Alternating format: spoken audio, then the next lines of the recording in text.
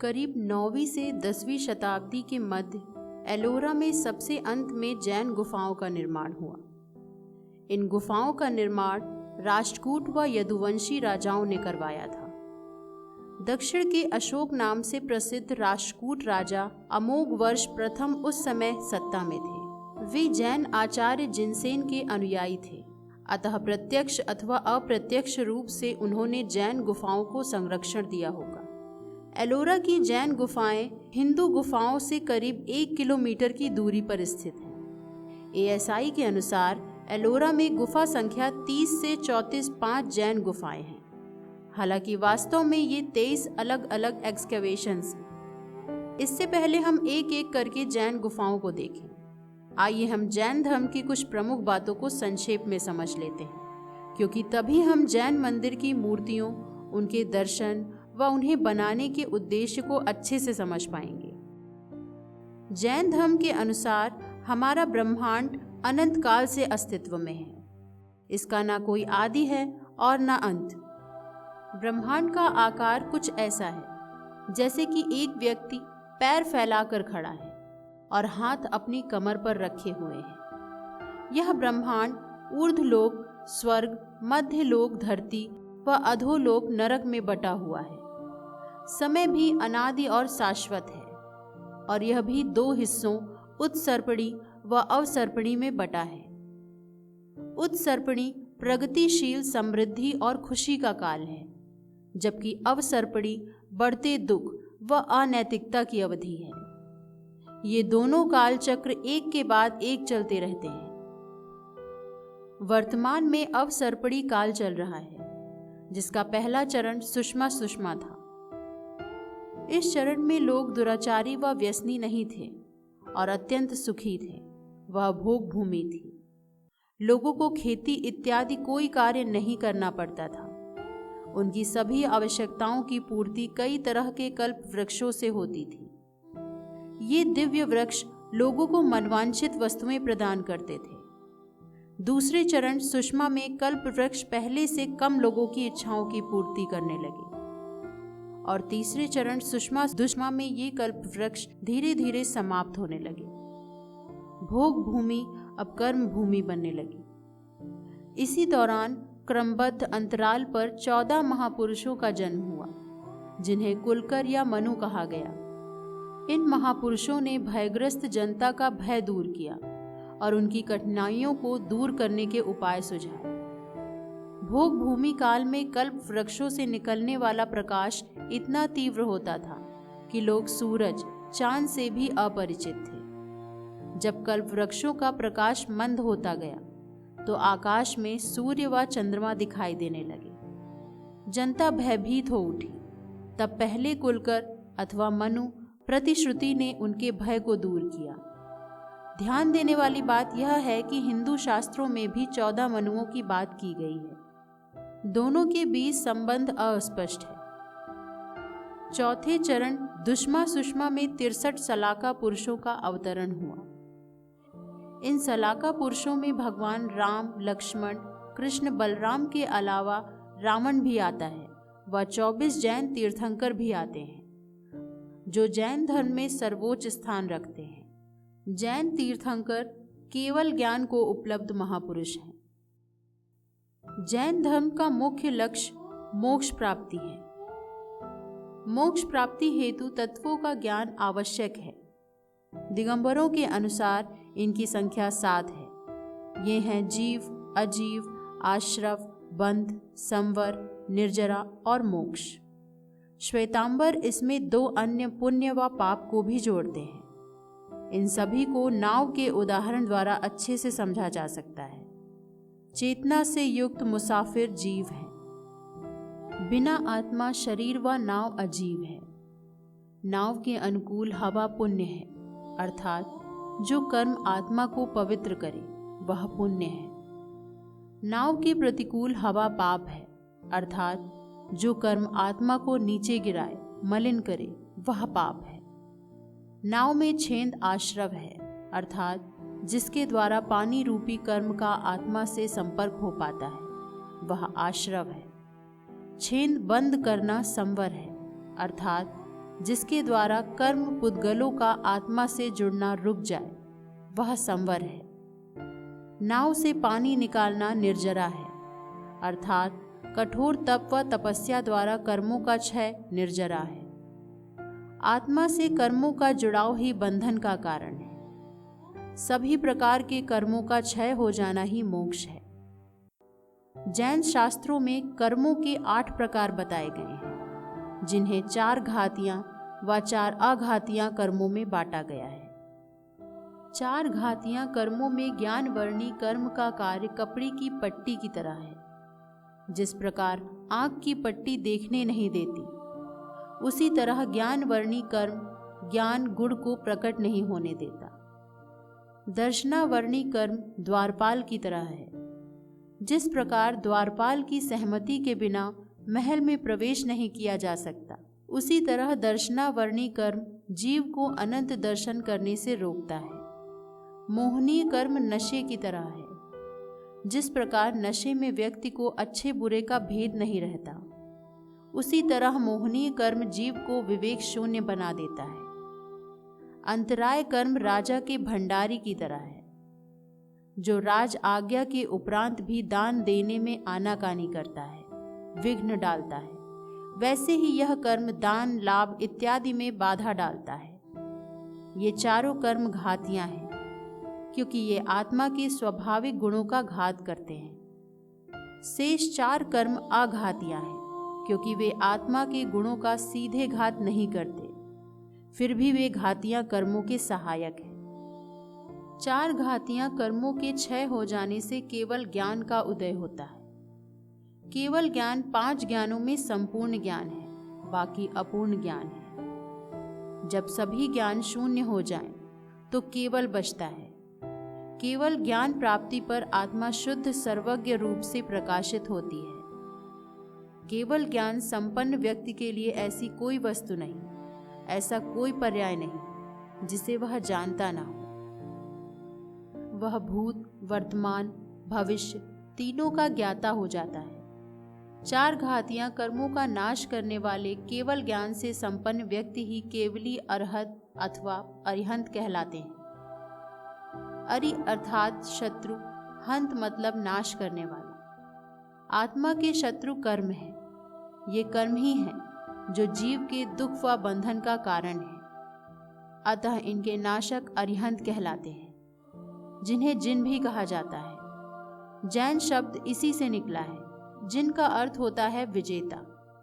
केवल ज्ञान प्राप्ति के बाद अरिहंत भगवान सभी प्राणियों को संसार रूपी भवसागर से पार कराने वाले तीर्थ की रचना करते हैं, इसलिए वे तीर्थंकर कहलाते हैं। वे समवसरण नामक एक दिव्य सभा कक्ष में उपदेश देते हैं, जिसे सुनकर सभी प्राणियों का कल्याण होता है। वे मुनि, आरिका, श्रावक व श्राविका युक्त चतुर्विध संघ की स्थापना करते हैं। आरिका जैन साध्वी को कहते हैं, जो सफ़ेद वस्त्र धारण करती हैं। उन्हें शरीर को सिर से पैर तक ढकने के लिए एक ही वस्त्र पहनने की अनुमति होती है। दिगंबर मुनि की तरह वे अपने वस्त्रों का त्याग नहीं कर सकती हैं। श्रावक व श्राविका गृहस्थ जैन श्रद्धालु हैं, जो गृहस्थ रहकर पंच अणुव्रत का पालन करते हैं। पंच अणुव्रत महावीर स्वामी द्वारा दिए गए पंच महाव्रत के ही समान है, किंतु गृहस्थ रहकर पूर्णतया व्रतों का पालन संभव नहीं है। अतः इनके आंशिक अनुपालन के लिए अणुव्रत का प्रावधान है। ध्यान देने वाली बात यह है कि सभी तीर्थंकर अरिहंत होते हैं, किंतु सभी अरिहंत तीर्थंकर नहीं हैं। दोनों में मुख्य भेद यह है कि समवसरण में उपदेश देने वाले अरिहंत ही तीर्थंकर होते हैं। वर्तमान अवसर्पणी काल के 24 तीर्थंकरों का जन्म हो चुका है, जिनमें ऋषभनाथ अथवा वृषभनाथ प्रथम तीर्थंकर हैं, जो अंतिम कुलकर नाभि के पुत्र थे। 24वें व अंतिम तीर्थंकर भगवान महावीर के निर्वाण के बाद कालांतर में जैन धर्म 2 मुख्य संप्रदायों दिगंबर व श्वेतांबर में टूट गया।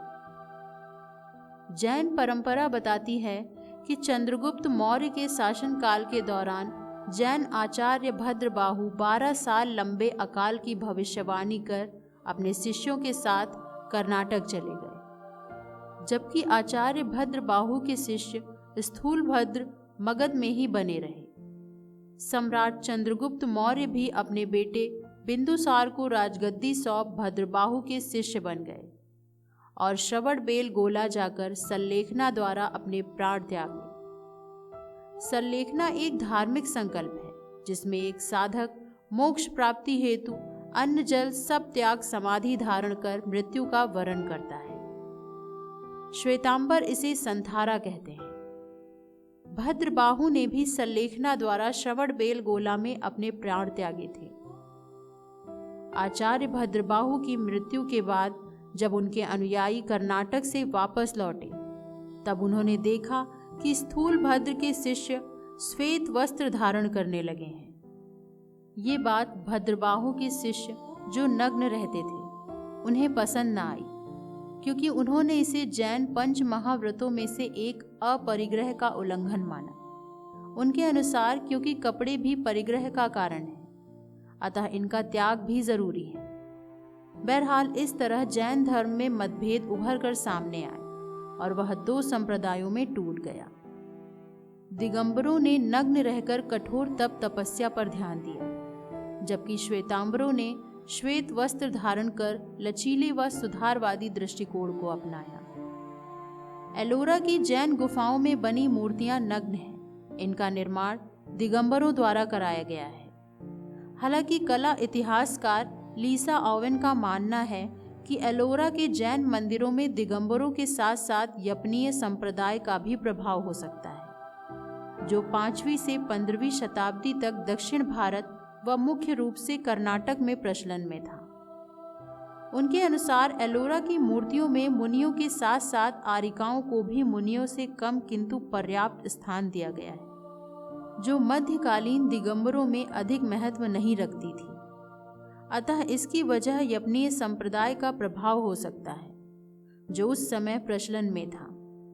दरअसल दिगंबरों का आज भी यही मानना है कि स्त्री शरीर द्वारा मोक्ष संभव नहीं है, क्योंकि स्त्रियां स्वभाव से चंचल होती हैं। उन्हें मासिक धर्म आता है और लोक मर्यादा को ध्यान में रखते हुए उनके लिए वस्त्रों का त्याग भी संभव नहीं है। अतः स्त्रियों को मोक्ष तब तक नहीं मिल सकता जब तक वे पुरुष के रूप में पुनर्जन्म न ले लें। हालांकि श्वेतांबर ऐसा नहीं मानते। वे 19वें तीर्थंकर मल्लीनाथ को स्त्री मल्ली देवी मानते हैं। यपनीय संप्रदाय भी उदारवादी था। इसमें श्वेतांबर व दिगंबर दोनों के ही गुण समाहित थे। यपनीय भी दिगंबर के समान नग्न रहते थे और नग्न मूर्तियों की पूजा करते थे, किंतु श्वेतांबरों की तरह उनका भी मानना था कि वस्त्रों के साथ भी मोक्ष प्राप्त किया जा सकता है और महिलाएं भी इसी जीवन में मोक्ष की अधिकारिणी हैं। यपनीय संप्रदाय आज विलुप्त हो चुका है। ऐसा लगता है अपने अंतिम दौर में यह दिगंबरों में ही मिल गया होगा। आज भी यपनीय संप्रदाय द्वारा निर्मित कुछ मूर्तियां कर्नाटक व अन्य जगह शेष हैं, जिनकी पूजा दिगंबर साधुओं द्वारा की जाती है। एलोरा जैन गुफाओं में तीर्थंकरों व उनके शासन देव देवियों, गंधर्वों, अप्सराओं इत्यादि को उकेरित किया गया है। जैन परंपरा में प्रत्येक तीर्थंकर की सेवा व संरक्षण के लिए इंद्र द्वारा नियुक्त एक शासन देव व देवी होते हैं। इन्हें यक्ष व यक्षिणी के नाम से भी जाना जाता है। ये स्वर्गीय प्राणी हैं जिनके पास अलौकिक शक्तियां हैं। आमतौर पर यक्ष को तीर्थंकर की मूर्ति के दाईं ओर व यक्षिणी को बाईं ओर उकेरित किया जाता है। यक्ष व यक्षिणियों के नाम, प्रतीक चिन्ह, वाहन, अस्त्र शस्त्र इत्यादि को लेकर श्वेतांबरों व दिगंबरों में काफी अंतर है। अतः स्क्रीन पर आप जो देख रहे हैं ये इन्हें रिप्रेजेंट करने का एक तरीका है। इन्हें और भी तरीके से रिप्रेजेंट किया जाता है। एलोरा में केवल कुछ ही यक्ष व यक्षिणियों को उकेरित किया गया है। तीर्थंकरों को पद्मासन ध्यान मुद्रा में व खड्गासन खड़ी हुई मुद्रा में तप करते हुए दर्शाया गया है। खड्गासन मुद्रा को कयोत्सर्ग मुद्रा भी कहा जाता है। शाब्दिक अर्थों में कयोत्सर्ग का अर्थ है काया का उत्सर्ग, अर्थात शरीर के प्रति मोह ममत्व का त्याग ही कयोत्सर्ग है। मान्यताओं के अनुसार 24 में से 21 तीर्थंकर खड्गासन कयोत्सर्ग मुद्रा में ही निर्वाण को उपलब्ध हुए थे, जबकि ऋषभनाथ, नेमिनाथ व महावीर पद्मासन मुद्रा में। सामान्यतः विभिन्न तीर्थंकरों की प्रतिमाओं को उनके लांछन अर्थात प्रतीक चिन्हों द्वारा पहचाना जाता है, किंतु एलोरा की प्रतिमाओं में प्रायः प्रतीकों का अभाव है। तीर्थंकरों की छाती पर श्रीवत्स भी एकाध मूर्तियों को छोड़कर अन्य जगह देखने को नहीं मिलता है। श्रीवत्स श्वेतांबरों के अष्टमंगलों में से एक है। कहते हैं सर्वोच्च ज्ञान तीर्थंकरों के हृदय में श्रीवत्स के रूप में उभरा, इसलिए उनकी छाती पर श्रीवत्स को उकेरा जाता है।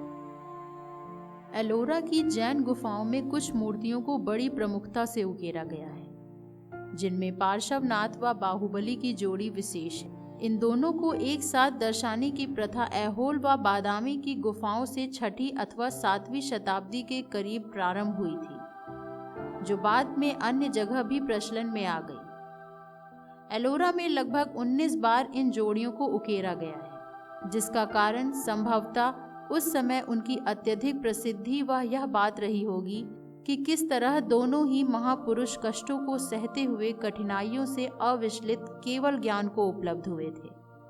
इस पर हम आगे बात करेंगे। एलोरा के सभी जैन मंदिरों के गर्भगृह में स्थापित सभी मुख्य मूर्तियों की पहचान तीर्थंकर महावीर के रूप में की गई है। ऐसा इसलिए क्योंकि उनके आसनों पर सिंह की आकृति बनी हुई है, जो महावीर का प्रतीक चिन्ह है। एलोरा जैन मंदिर के बाहर लगे इस ASI के बोर्ड को देखिए। इसमें भी बताया गया है कि गर्भगृह में महावीर की मूर्ति है। हालांकि सभी विद्वान इस बात से सहमत नहीं है।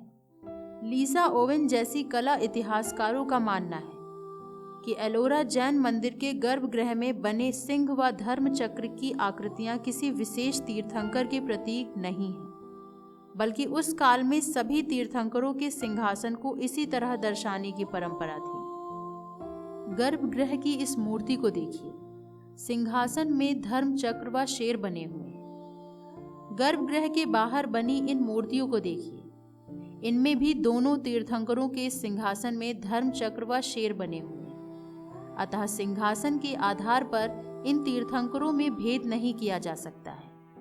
अब अगर हम मान लें कि ये सारे एक ही तीर्थंकर महावीर हैं, तो इस प्राचीन मूर्ति को देखिए। ये भगवान ऋषभनाथ हैं। भगवान ऋषभनाथ की पहचान प्रायः कंधों को छूते उनके बालों से होती है। नीचे उनके यक्ष गोमेद व यक्षिणी चक्रेश्वरी भी बनी हुई है। सिंहासन में वही धर्मचक्र और सिंह बने हुए हैं। भगवान पार्श्वनाथ की इन प्राचीन प्रतिमाओं को देखिए। इनमें भी वही धर्मचक्र और सिंह बने हैं। इन मूर्तियों से एक बात तो स्पष्ट समझ आती है कि प्राचीन काल में सिंहासन में धर्मचक्र व शेर का प्रयोग कई तीर्थंकरों के लिए हुआ है। भगवान महावीर के लिए भी हो सकता है, किंतु केवल भगवान महावीर के लिए ही हो ऐसा नहीं है। मंदिर के गर्भगृह व उसके बाहर बनी थोड़ी अलग इन मूर्तियों को भी देखिए। सिंहासन के मध्य में भी शेर बना हुआ है, धर्मचक्र नहीं है। क्या ये बीच का शेर महावीर के प्रतीक चिन्ह को दर्शा रहा है? ऐसा संभव है, किंतु एलोरा की ही कैलाश मंदिर की महायोगी शिव की इस प्रतिमा को देखिए। इसमें भी सिंहासन में सभी शेर बने हुए हैं। एलोरा गुफा संख्या 2 की भगवान बुद्ध की इस प्रतिमा में भी दोनों किनारों पर शेर बने हुए हैं। प्राचीन काल की भगवान बुद्ध की इस प्रतिमा में तो तीनों शेर बने हुए हैं। अतः ज्यादा संभावना यही है कि पहले सिंहासनों को इसी तरह दर्शाने की परंपरा थी। अब क्योंकि ज्यादातर विद्वान जैन मंदिर के गर्भगृहों की मूर्तियों को भगवान महावीर की बताते हैं, तो हमें गर्भगृह में इन 2 तरह के सिंहासन देखने को मिलते हैं, और इन्हीं दोनों तरह के सिंहासन हमें एलोरा की लगभग सभी ध्यान मुद्रा में बैठी हुई मूर्तियों में देखने को मिलते हैं। अब अगर हम इसका अर्थ ये निकालें कि ये सभी मूर्तियां महावीर की हैं, तो इसका मतलब यह भी है कि भगवान ऋषभनाथ की एक भी मूर्ति गर्भगृह में नहीं बनाई गई। ये बात ठीक नहीं लगती। ऐसा कैसे हो सकता है कि जैन मूर्तिकारों ने जैन धर्म के संस्थापक ऋषभनाथ को ही अनदेखा कर दिया हो। ऐसा नहीं लगता है। जैन दर्शन के अनुसार भी सभी तीर्थंकरों के गुणों में कोई भेद नहीं है। केवल ज्ञान से युक्त सभी तीर्थंकर समान हैं। अतः एलोरा के मूर्तिकारों ने तीर्थंकर की मूर्तियों को बनाने पर जोर दिया है, न कि इस बात पर कि वे कौन से तीर्थंकर हैं। अतः प्रबल संभावना यही है कि गर्भगृह की मूर्तियां भी सभी तीर्थंकरों का प्रतिनिधित्व कर रही हैं, न कि केवल महावीर का। यह बात इससे भी स्पष्ट है कि एलोरा की सारी जैन मूर्तियों में पार्श्वनाथ, केवली, बाहुबली व कुछ ऋषभदेव की मूर्तियों को छोड़कर सभी तीर्थंकरों को लगभग एक जैसा ही बनाया गया है। एलोरा जैन गुफाओं में आमतौर पर गर्भगृह के बाहर व मंदिरों की प्रवेश द्वार व कोनों पर हाथी पर बैठे एक यक्ष व शेर पर बैठी एक यक्षिणी को दर्शाया गया है, क्योंकि कई विद्वानों द्वारा गर्भगृह की सभी मूर्तियों की पहचान भगवान महावीर के रूप में की गई है। अतः उसके बाहर बने यक्ष व यक्षिणी की पहचान महावीर के शासन देव मातंग व शासन देवी सिद्धायिका के रूप में की गई है। इसकी पुष्टि इस बात से भी होती है कि मातंग देव का वाहन हाथी और सिद्धायिका देवी का वाहन शेर माना जाता है, किंतु फिर भी इस संबंध में कुछ गंभीर समस्याएं हैं। कुछ विद्वानों ने इन शासन देव की पहचान सर्वानुभूति अथवा सर्वान देव व शासन देवी की पहचान कुष्मांडिनी अथवा अंबिका देवी के रूप में की है। इसकी पुष्टि अंबिका देवी से जुड़ी एक रोचक कथा से भी होती है, जो अलग अलग संस्करणों में श्वेतांबर व दिगंबर दोनों में प्रचलित है। कथा है कि गिरनार पर्वत के पास एक छोटा सा गांव था, जहां सरमन नामक एक व्यक्ति अपनी पत्नी अग्रिला के साथ रहता था। एक दिन सरमन ने अपने पिता के श्राद्ध के लिए ब्राह्मणों को आमंत्रित किया। उसी दिन तीर्थंकर नेमिनाथ के शिष्य वरदत्त उधर से गुजर रहे थे। उन्होंने अपने महीने भर के उपवास को खत्म करने के लिए अग्रिला से भोजन मांगा। अग्रिला ने खुश होकर आदरपूर्वक भिक्षा दी। मुनिराज धर्म लाभ कहकर चल दिए। दरवाजे के पास खड़ी एक पड़ोसन ने यह सब देख लिया और अग्रिला से कहा, अरे तूने यह क्या किया? श्राद्ध के दिन प्रथम दान तूने मलिन कपड़े वाले साधु को दे दिया। श्राद्ध का अन्न और घर दोनों अपवित्र कर दिए। पूरे गांव में यह बात फैल गई। सरमन भी अग्रिला पर बड़ा क्रोधित हुआ और उसने अपने दोनों बालकों सहित अग्रिला को घर से बेदखल कर दिया। दिगंबरों के अनुसार इन बच्चों के नाम शुभांकर व प्रभांकर थे। श्वेतांबरों के अनुसार ये सिद्ध व बुद्ध थे। अपने दुर्भाग्य पर विचार करते हुए मन में श्री नवकार मंत्र का जाप करते हुए अग्रिला जंगल में चली जा रही थी। बालकों को प्यास लगी। उन्होंने कहा, माँ पानी दे। अग्रिला ने चारों ओर देखा, कहीं पानी नहीं दिखा। वहाँ एक सूखा सरोवर था। हताश हो वह वहाँ एक आम के वृक्ष के नीचे बैठ गई। तभी अग्रिला के सतीत्व के प्रभाव से एक चमत्कार हुआ। सूखा सरोवर जल से भर उठा। पेड़ पर आम निकल आए। अग्रिला ने दोनों बालकों को आम खिलाया और पानी पिलाया। उधर दूसरी ओर सरमन के घर पर जिन बर्तनों से अग्रिला ने मुनिराज को दान दिया था, वे सोने के बन गए। यह देख सरमन की आंखें आश्चर्य से फैल गईं। अपनी गलती पर पछतावा कर वह अग्रिला को ढूंढने जंगल तक पहुंच गया।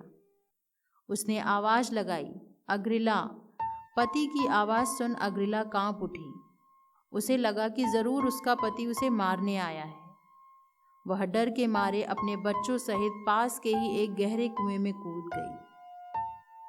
सरमन यह विभत्स दृश्य देख पागल हो गया। दुख और पश्चाताप में उसने भी कुएं में छलांग लगा दी। चारों की मृत्यु हो गई। कथा अनुसार अग्रिला मरकर देवलोक में देवी हो गई। उन्हें भगवान नेमिनाथ के प्रति अथाह प्रीति थी, अतः वे नेमिनाथ की शासन देवी अंबिका बनी। उनके पति का शेर के रूप में जन्म हुआ। वह अंबिका के पास आया और अपनी वफादारी प्रकट करने के लिए उनके पैरों को चाटा। तब से वह उनका वाहन बन गया। इस कथा से स्पष्ट है कि ये मूर्तियां अंबिका देवी से साम्य रखती हैं। आम का वृक्ष, बच्चे, शेर सभी इसी ओर इशारा कर रहे हैं। अतः यह मूर्ति अंबिका देवी के अधिक निकट है, न कि सिद्धायिका देवी के। जैन शास्त्रों के अनुसार सिद्धायिका देवी के हाथ में एक पुस्तक रहती है, जो भी इस मूर्ति में देखने को नहीं मिलती है। इस मूर्ति में तो हाथ में आम की डाली भी दिख रही है, अतः इन्हें अंबिका देवी मानना ही ज्यादा उचित है। अब क्योंकि अंबिका देवी भगवान नेमिनाथ की यक्षिणी है, अतः कई विद्वान इन यक्ष को सर्वानुभूति अथवा सर्वान देव मानते हैं, जो कि नेमिनाथ के शासन देव हैं। एक प्राचीन ग्रंथ प्रतिक्रमण सूत्र की प्रबोध टीका में सर्वानुभूति यक्ष का वर्णन मिलता है। वह यक्ष दिव्य गज पर आरूढ़ होकर विचरण किया करता है। इन मूर्ति में भी हम हाथी को देख सकते हैं। जैन कला विशेषज्ञ उमाकांत शाह के अनुसार 9वीं शताब्दी के अंत तक सभी तीर्थंकरों की प्रतिमाओं के साथ समृद्धि के देवता कुबेर जैसे दिखने वाले यक्ष सर्वान व अंबिका की जोड़ी ही बनाई जाती रही है। इस तरह इन शासन देव व देवी को लेकर विद्वानों में मतभेद है। हालांकि इन्हें सर्वान देव व अंबिका देवी मानना ही ज्यादा उचित प्रतीत होता है। एलोरा की जैन गुफाएं अपनी अत्यंत सुंदर व अलंकृत नक्काशी के लिए प्रसिद्ध हैं। इतनी बारीक व अलंकृत नक्काशी एलोरा की अन्य गुफाओं में देखने को नहीं मिलती है। दीवारें व खंभे अलंकरण से भरे हैं। इन खंभों को देखिए, कितनी बारीक व सुंदर नक्काशी है। यक्षिणी की इस मूर्ति में खूबसूरत हेडड्रेस, कानों में बालियां, गले में हार इत्यादि सुंदर नक्काशी को देखा जा सकता है। इस मूर्ति में भी गले के हार, हाथों में बाजूबंद, यज्ञोपवीत इत्यादि को बड़ी बारीकी से उकेरा गया है। आइए अब हम एक एक करके जैन गुफाओं को देखते हैं। गुफा संख्या 30। गुफा संख्या 30 छोटा कैलाश नाम से प्रसिद्ध है। इसे कैलाश मंदिर के ही प्रतिरूप छोटी आकृति में बनाने की योजना थी, जो अधूरी रह गई। मंदिर में तीर्थंकर व देवी देवताओं की मूर्तियां उकेरित हैं। मंदिर के द्वार के दोनों ओर ये नृत्य करती प्रतिमा नटराज की याद दिलाती हैं। हालांकि ये इंद्र है, ना कि नटराज। हिंदू व बौद्धों की तरह इंद्र जैनों के भी एक प्रमुख देवता हैं। जैन परंपरा में कई देवलोकों व उनके राजा कई इंद्रों की परिकल्पना की गई है। इंद्रों को तीर्थंकरों के सहायक देव के रूप में माना गया है। जैन परंपरा में इंद्र व अन्य देव तीर्थंकरों के जीवन में घटने वाली मुख्य घटनाओं पंच कल्याणक का उत्सव मनाते हैं और उसकी व्यवस्था करते हैं। पहले देवलोक सौधर्म के राजा इंद्र सौधर्मेंद्र को माना जाता है।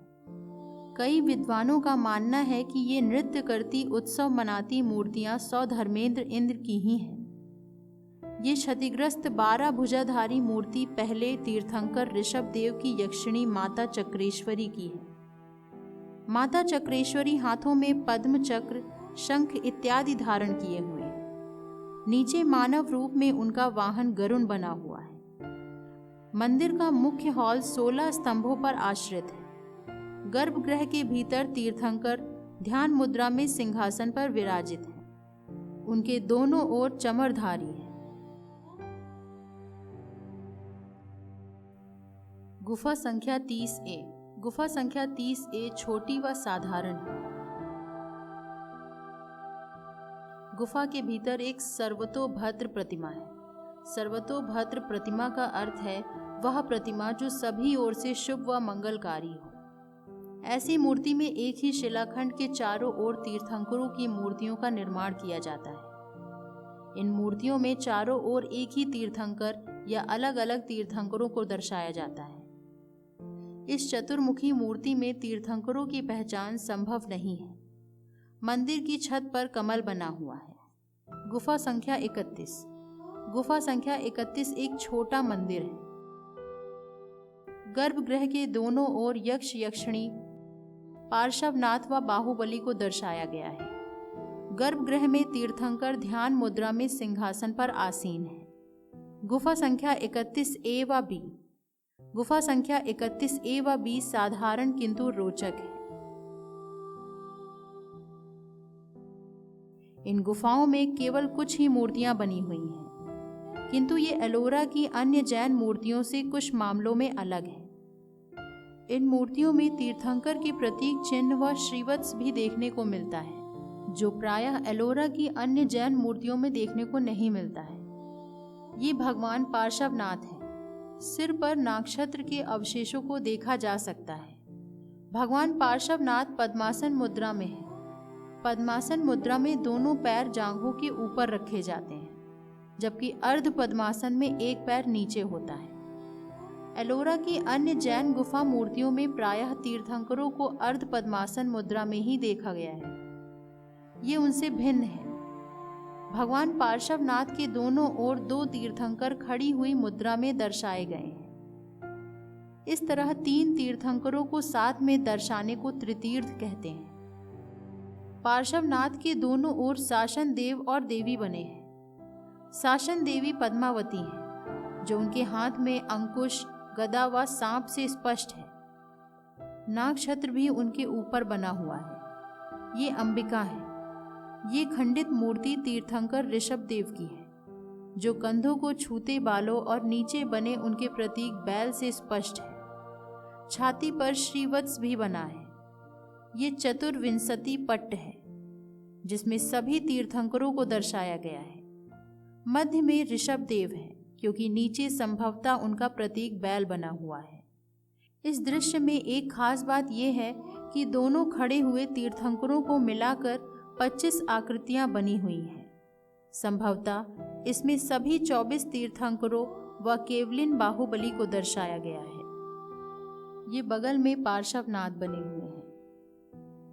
एलोरा की अन्य जैन मूर्तियों से अंतर के कारण यह स्पष्ट है कि इन गुफाओं की मूर्तियां 11वीं शताब्दी अथवा उसके बाद के काल की हैं। इन गुफाओं का उपयोग साधुओं द्वारा ध्यान साधना करने व विश्राम हेतु किया जाता रहा होगा।